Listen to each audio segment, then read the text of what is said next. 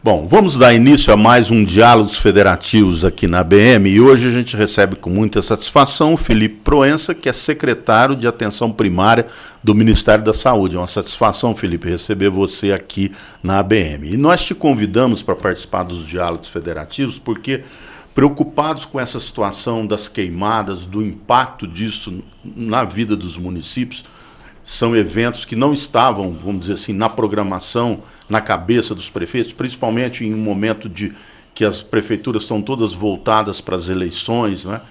E nós ficamos assim preocupados no sentido de orientar os municípios da melhor forma. A gente já conversou sobre outras áreas aqui e hoje a gente vai falar um pouquinho sobre a saúde, né? O que a gente pode fazer, qual é o posicionamento do Ministério diante disso, né? E o que é que a gente vai poder fazer para contribuir e melhorar essa situação, reduzir esse impacto, diminuir filas, enfim, tudo que vocês da área da saúde sabem, né? E os municípios é que atendem a população, então ali é que todos esses problemas vão ocorrer. Então eu gostaria, né, de te passar a palavra, assim, para te deixar livre também para comentar um pouco sobre isso, o que você julgar que é importante de chegar nas prefeituras. Olá, Gilmar, dizer que é um prazer estar aqui nos Diálogos Federativos e dizer que essa é uma situação que tem mobilizado muito o Ministério da Saúde. Tanto que nos últimos dias reunimos com uma comissão de especialistas. Eu acho que a principal conclusão nesse momento é de o quanto os incêndios, essa repercussão das queimadas traz graves consequências e graves riscos para a saúde pública. Pra você ter um exemplo, somente 2 dias de queimadas são suficientes para aumentar a mortalidade em geral em 0,6%. É um impacto muito grande. Muita coisa, você imaginar que 2 dias já trazem essa repercussão. Claro que a gente precisa entender que a poluição a longo prazo ela tem repercussões também sobre as condições de saúde da população. Mas estamos falando de eventos climáticos que atingiram uma parte importante do país, atingiram muitos municípios. Nós estimamos que, em virtude das queimadas, mais de 120 milhões de pessoas tenham sido atingidas, seja por estarem em locais próximos das queimadas, seja por estarem em locais onde a fumaça se propagou, seja por estarem em locais muito afetados pelas secas. Então, começaria dizendo isso, que essas alterações climáticas, essas mudanças climáticas têm fortes impactos sobre a saúde pública e é por isso que é tão importante esse diálogo com os municípios e que estejamos em ações coordenadas do Ministério da Saúde, com os estados e com os municípios para preparação a essas condições e também mitigação das consequências de eventos como esses. Isso. Porque, embora a gente já de algum tempo já estamos sendo alertados dessa situação de eventos climáticos severos, né? Seja no caso das chuvas, que também impacta a vida das pessoas, e na área da saúde tem impactos, né? Como é o caso do Rio Grande do Sul, que vocês acabaram tendo um acompanhamento de perto daquela situação, e eu acho que daqui para frente a gente tem que ter clareza de que nós vamos ter que atentar para isso e nos preparar. A gente vem de uma pandemia com impactos, né? E com uma bateção de cabeça entre governos, né? Os entes federados, e agora que nós temos o Conselho da Federação, que inclusive a ABM faz parte, a gente quer sempre pautar assuntos que vão ajudar a ocorrer um trabalho articulado entre os 3 entes federados, porque a saúde, o governo federal, com todas as suas atribuições, os estados têm a sua competência, mas os municípios são aqueles que vão na ponta atender. E aí, Felipe, diante dessas situações especiais, o Ministério tem alguma atenção específica, algum recurso extraordinário? Como, por exemplo, onde você aumenta as demandas, quer dizer, como é que vocês têm condição de tratar isso? Por exemplo, se um município vai ter um aumento na sua demanda causada, por exemplo, por essa situação, aqueles que foram muito atingidos, por exemplo, né? Porque muda o procedimento. Eu sei que quando você tem uma crise com, por exemplo, a dengue, aí os municípios, alguns colocaram tendas para atendimento especial, uma série de coisas, você acaba gastando mais, né? E muitas vezes quando você vai falar de melhorar atendimento e tudo, logo vem também essa preocupação em relação a recursos, né? E como que vocês estão tratando isso dentro do Ministério? Essa questão é importante porque repercute nos atendimentos. Nós monitoramos diariamente os atendimentos que são realizados nas unidades básicas de saúde e já é perceptível ao longo do mês de agosto e nessa primeira quinzena do mês de setembro o quanto aumentou atendimentos por diarreia, por náusea e vômitos, tanto por situações gastrointestinais que muitas vezes são decorrentes do pior acesso à água ou da falta de hidratação, assim como problemas respiratórios. Então também há um aumento de atendimentos por causa de asma, aumento de atendimento por causa de sintomas gripais. Então essas condições são consequências das queimadas, da seca, e são consequências também dessa condição para a população, né, em alguns casos em que mais que dobrou o número de atendimentos realizados nos serviços de saúde. Frente a isso, a primeira orientação, a primeira ação que é fundamental é de coordenação do Ministério da Saúde. A gente sabe que o quanto o Ministério da Saúde consiga orientar, consiga estar num diálogo com os gestores municipais e estaduais e consiga trazer quais são as melhores iniciativas nesse tipo de condição é um papel fundamental que, na comparação que você trouxe, Gilmar, da pandemia, por exemplo, acho que foi uma das grandes ausências. Não houve essa coordenação na época por parte do Ministério da Saúde. Por isso que instalamos uma sala de situação que se reúne diariamente e que está em diálogo constante com os gestores estaduais e municipais. Outra questão diz respeito a localidades que têm necessidade de um suporte mais diretamente do Ministério da Saúde através da Força Nacional do SUS. Então a força já está nos estados do Acre e do Amazonas. No fim de semana vai estar chegando no estado de Rondônia e na semana que vem vai passar a desenvolver atividades também no Pará e no Mato Grosso. Então são ações... E o que é essa força... qual é a atuação dela? A Força Nacional do SUS ela tem condições de apoiar no diagnóstico que os municípios estão fazendo da sua rede de saúde, avaliar essa sobrecarga que está acontecendo. Até o momento nós entendemos que não há um colapso dos serviços de saúde, mas que há uma preocupação com comunidades que estão isoladas, que muitas vezes elas só tinham uma forma de transporte através do rio e o rio não tem todas as condições para navegar nesse momento. Então a força ela consegue se deslocar para essas comunidades, avaliar se precisa de um apoio assistencial em algumas condições, a depender da gravidade da situação da rede de serviços de saúde, assim como fizemos no Rio Grande do Sul, tem até a possibilidade também de montar hospitais de campanha, e isso num cenário de colapso, né? Num cenário em que o sistema de saúde não consegue mais responder como corriqueiramente. Porque agora tudo indica que em algumas regiões você já começa a ter as chuvas, então esse impacto vai ser amenizado, mas nós tivemos oportunidade, você também participou da reunião com os governadores, onde o Ministério do Meio Ambiente apresentou lá a situação de cada um dos biomas, né? E no caso do Amazônico, nós ainda vamos ter regiões que vai ficar muito tempo ainda sem chuva, e regiões que são muito mais carentes de apoio, né? Então, com essa força do SUS, eu acredito que, né, que vai poder amenizar esse impacto nessas regiões que vão sofrer ainda com essas queimadas por um tempo ainda maior do que os municípios aqui do Sudeste e do Centro-Oeste, que vão ter as chuvas chegando logo, né? Por isso dessa presença da força na região norte e também em estados vinculados à Amazônia é legal, exatamente por essa preocupação. Claro que também avaliar junto com o gestor local qual está sendo a necessidade. Muitas vezes é uma necessidade de orientação. Uma das questões, por exemplo, quanto à hidratação é fundamental.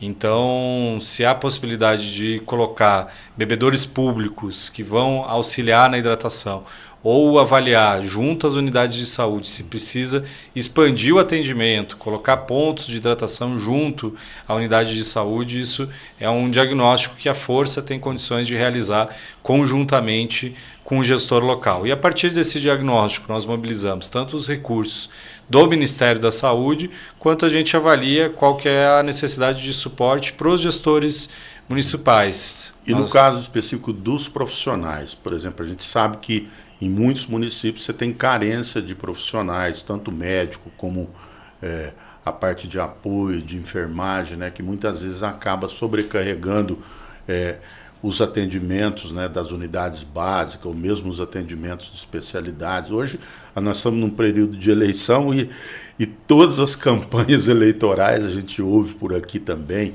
A ABM fez uma pesquisa também acompanhando, né, os principais temas e a saúde.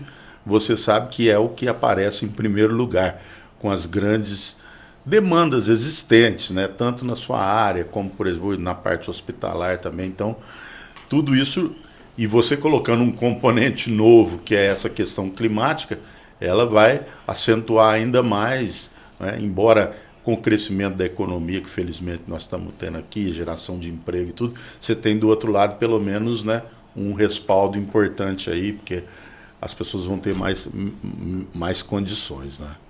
Exato. Nesse caso, se avalia junto com o gestor local se tem necessidade de suporte de mais pessoal. O que estamos observando nas visitas realizadas é que, às vezes, a dificuldade é o deslocamento dos próprios profissionais dos municípios para áreas mais isoladas.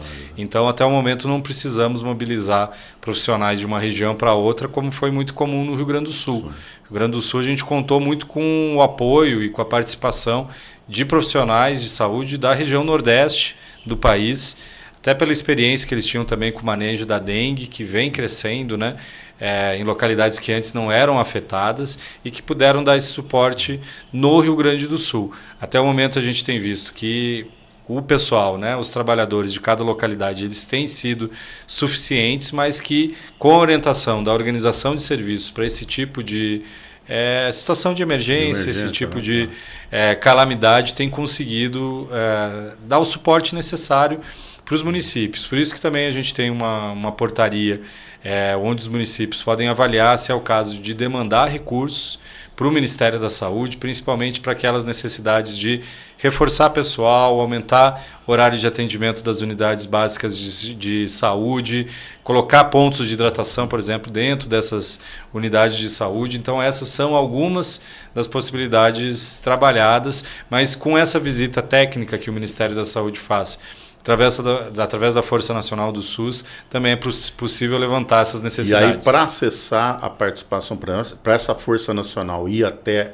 determinada região, ela é demandada por quem? Pelas prefeituras, os governos estaduais? Como que... Pode ser demandado pelo governo municipal ou pelo governo estadual. Então, esse contato que já se tem entre as secretarias de saúde, que já tem a rede do Sistema Único de Saúde, eles podem entrar em contato com o Ministério da Saúde, e é nesse caminho que já estamos em 2 estados e até a próxima semana chegaremos a 5 estados, inclusive acompanhando também essas informações.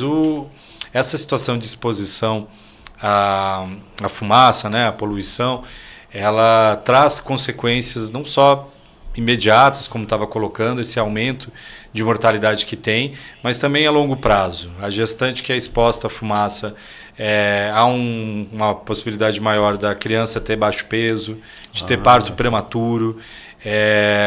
Aquela condição, por exemplo, para um trabalhador que desenvolve suas atividades ao ar livre, ou mesmo que está ajudando no enfrentamento dessas queimadas, as repercussões podem ser maiores.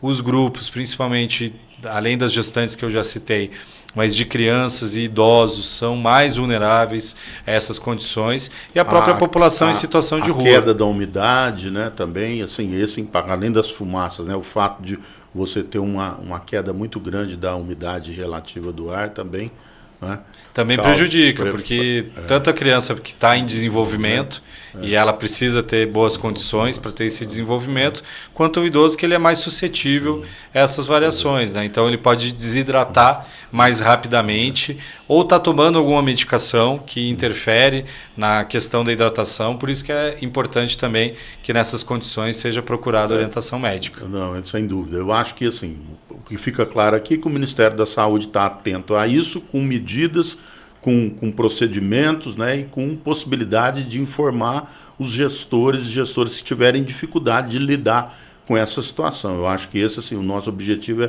é esse mesmo, de deixar, né, para os municípios, as prefeituras, as secretarias, aqueles que quiserem acessar, que tiverem essa dificuldade, tanto para acessar a Força Nacional do SUS, né, como também as informações necessárias, porque muitas cidades estão preparadas para isso. Você tem situações diferentes no país, não é claro, porque é muito heterogêneo, tem municípios com muita capacidade, com recurso, e outros que dependem mesmo de uma atenção especial. E a ABM, como é uma entidade que é focada principalmente nos municípios até 50 mil habitantes, que são aqueles com mais dificuldade, né, nós sempre nos colocamos à disposição, criando essas oportunidades de informação. Mas eu queria também, Felipe, aproveitando a sua presença aqui, o ano que vem nós vamos ter os novos prefeitos e prefeitas, né?